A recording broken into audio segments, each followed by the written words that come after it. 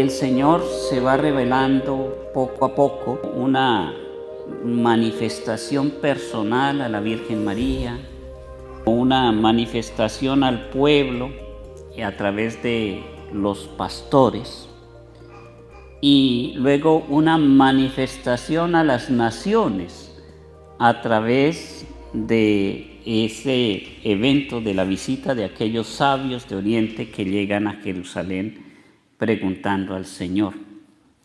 Y hoy aparece otra manifestación, pero no es a alguien, sino una manifestación de alguien. Y esta manifestación, como es una manifestación de Dios, ya no le llamamos epifanía, sino le llamamos una teofanía, es decir, una manifestación de Dios. Aparece Jesús, aparece el Padre y aparece el Espíritu Santo. Viene una revelación muy profunda y es la revelación del Dios total. Algo que se había preparado desde todos los tiempos y se había hecho un camino pedagógico a lo largo de la historia de la salvación. Pero no fue sino en cuanto Jesús viene al mundo que Dios se puede revelar tal cual es y darnos a conocer su propia identidad. Dios es Padre, Dios es Hijo y Dios es Espíritu Santo. Y esa es nuestra fe. Por eso, sin temor a equivocarnos, todas las cosas que queremos hacer en nuestra vida y en las que necesariamente estamos requiriendo la presencia de Dios, siempre decimos que la hacemos en el nombre del Padre y del Hijo y del Espíritu Santo. Y además trazamos el signo de la cruz, que es el signo de nuestra salvación. Ese es como el resumen de nuestra relación con Dios. El nombre del Padre, del Hijo y del Espíritu Santo y la cruz por la que nosotros fuimos salvados. Claro, en este evento, dice la Escritura, dice que Juan se negaba a bautizar a Jesús, porque él mismo lo estaba predicando. ¿Recuerdan? Hace unos días hablábamos de esa predicación de Juan, que él decía que yo bautizo con agua, pero detrás de mí viene uno que bautizará con el Espíritu Santo. Y Juan bautizaba con agua para el arrepentimiento, para la purificación, para la preparación. Y se negaba a bautizar a Jesús porque Juan sabía quién era Jesús y no podía pedir que Jesús se preparara para la venida del Salvador, porque Jesús es el Salvador. Entonces, en Jesús, el bautismo de Juan no tiene un efecto de purificarse para iniciar su obra redentora. No. Jesús nunca necesitó purificarse porque Él es igual a nosotros en todo, menos en el pecado. Tampoco era de prepararse para recibir al Redentor, porque Él mismo es el Redentor. El hecho de que Jesús haya pedido que sea bautizado en el río Jordán es más bien un acto de asumir nuestra condición humana y pecadora y cargar Él con esa pena, con esa culpa. Asumo los pecados de todos. Y más que arrepentirse en ese momento, fue el momento de gloria de presentación del Dios Todopoderoso, del Dios total, a todos nosotros, del Dios que es Padre, que es Hijo y que es Espíritu Santo. La voz que sale del cielo, pues es la voz del Padre, que dice: este es mi Hijo muy amado, en quien tengo mis complacencias. Algo muy parecido a lo que escuchamos en el libro del profeta Isaías, en el capítulo 42, cuando el Señor dice: miren a mi siervo, a quien sostengo, a mi elegido en quien tengo todas mis complacencias. En él he puesto mi espíritu para que haga brillar la justicia sobre las naciones. Es el cumplimiento de una profecía, y es importante que veamos perfectamente la profecía de Isaías cumplida en ese momento. Es la voz del cielo que dice: miren a mi elegido. Y también dice: he puesto mi espíritu sobre él. Dice que en cuanto Jesús salió del agua, el cielo se abrió y el Espíritu Santo descendió sobre él. Y ese Espíritu ha sido puesto sobre él para que brille su justicia en todas las naciones. Jesús no pregona otra cosa diferente: justicia. Por eso la injusticia no puede ser ni tolerada, ni mucho menos practicada por un cristiano. Tenemos que pedirle mucho al Señor que, por la gracia de nuestro Señor Jesucristo, que ha venido a que su justicia brille en el mundo, y por la acción del Espíritu Santo, nosotros podamos reconocer el camino de justicia del Señor. Y entonces así podremos también nosotros recibir el bautismo del agua y recibir el bautismo del Espíritu, del agua para la purificación y del Espíritu para la santificación. Nadie podrá nunca reconocer a Jesús como Salvador si no es por obra del Espíritu Santo. Y nadie podrá ver al Padre si no es por el Hijo.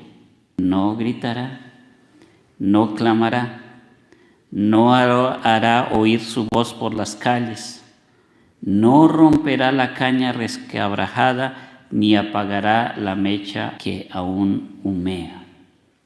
Es decir, es un Jesús que no viene como un evento viral para todos y todo el mundo va a reconocer que es Jesús, sino que es en el silencio, en la paz, en la espiritualidad.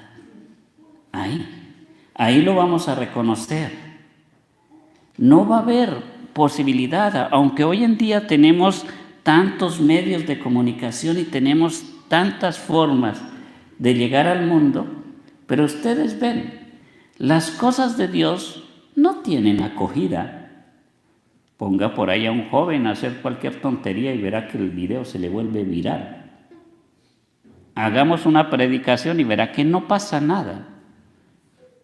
Pero es que así también es la forma como Dios quiere manifestarse.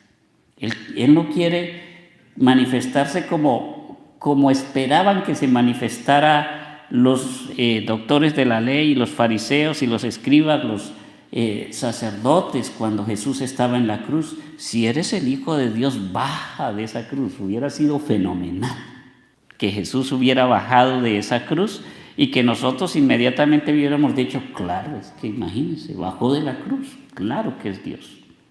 Lo espectacular en la presencia de Dios en nuestras vidas es que lo hace en las cosas que no son espectaculares. Lo especial en eso es que lo hace en nuestra vida diaria, en nuestra rutina, en el silencio, en nuestra oración. Por eso es importante la oración, para que el Señor llegue ahí, en el silencio de nuestra oración, y vaya transformando toda nuestra vida. También dice la palabra de Dios que aunque llegará así, de una manera tranquila y silenciosa, también dice que promoverá con firmeza la justicia y no titubeará ni se doblegará. Dios no es débil cuando va llegando a nuestra vida, va llegando con decisión. Y eso lo vivimos nosotros. Yo creo que cada uno que hemos vivido una experiencia con Dios, nos hemos dado cuenta que cuando nos dejamos guiar por Él le da fuerza a nuestro carácter. Purifica y fortalece nuestro carácter, como dice Él mismo, para que cuando tengamos que decir sí, sea sí. Y cuando tengamos que decir no, sea no. Y sobre todo un carácter que se tiene que forjar ante el pecado. Cuando vemos el pecado enfrente de nosotros, tener la posibilidad de decir no. Y cuando tengamos la posibilidad de hacer la caridad y ayudar al otro, tengamos la posibilidad de decir sí, con decisión.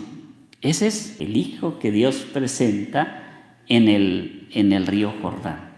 No un ser débil, es el Dios fuerte, pero que no llega como esperaba el pueblo de Israel que llegara, como un soldado. Le iba a tomar el liderazgo de las fuerzas rebeldes del pueblo de Israel para liberarse de la opresión de los romanos. Lo veían así, ellos esperaban algo así.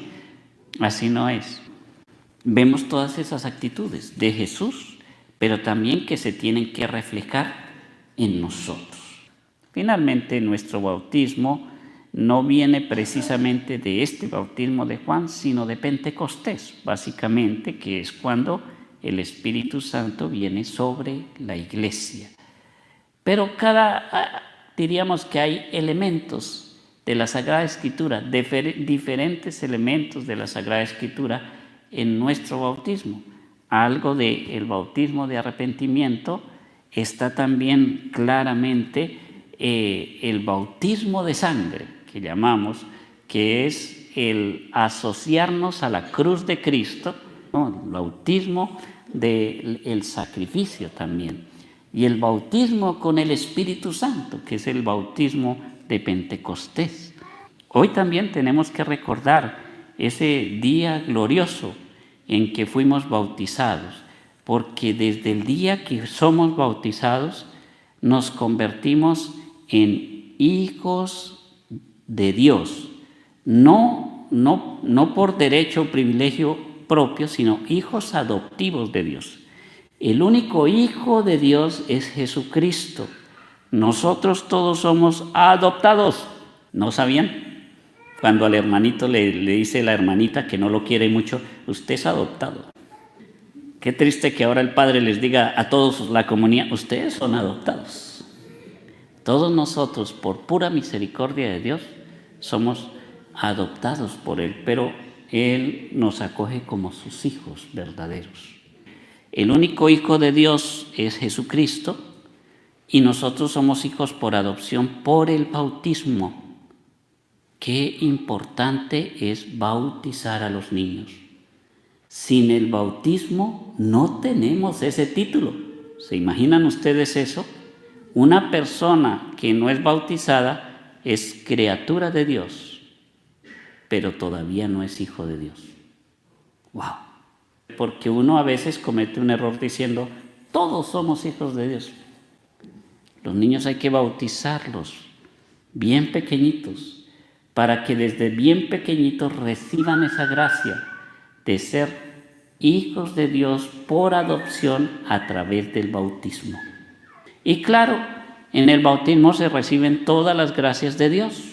Se recibe la fe, se recibe el don del Espíritu Santo, se perdona el pecado original y nos hacemos parte de la iglesia. O sea, es una cantidad de gracias las que una persona recibe cuando es bautizada. Por eso ustedes no se dejen convencer de aquellos que dicen que como Jesús fue bautizado, grande, de 30 años, entonces que nosotros debemos dejar que crezca la gente y que sea bautizada como fue bautizado Jesús. No, eso no es así. Porque ya dijimos que Jesús fue bautizado no porque lo necesitara. En cambio todos nosotros somos necesitados de Dios Y el bautismo y la gracia que Dios tiene para nosotros debemos recibirla cuanto antes. Esperar a que un niño sea bautizado porque no hay dinero para un traje, porque no hay dinero para una fiesta o para una comida, es una injusticia contra ese niño que está clamando, su alma está clamando por la presencia de Dios, y nosotros estamos aplazando ese sacramento solamente por cosas puramente mundanas y humanas, cosas que a veces ni el niño disfruta. Un niño de 5 años, de 4 años, de 3 años, de 2 años, de meses, ¿qué va a disfrutar en una fiesta con banda y con no sé qué más cosas?